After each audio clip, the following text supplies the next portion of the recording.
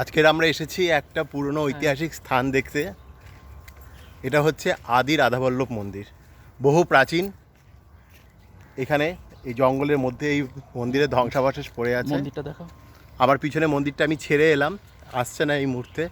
এখন এটার মধ্যে দিয়ে হাঁটছি, কারণ আমাদের বাইক এত দূর আসেনি, অনেকটা রেখে আসতে হয়েছে।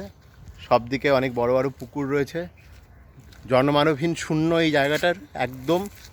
মানে শ্রীরামপুরের মধ্যে যে এরকম একটা জায়গা থাকতে পারে মানে কল্পনা করতে পারছি না, যে এত জনকোলাহলের মধ্যে এরকম একটা জনমানবহীন শূন্য স্থান।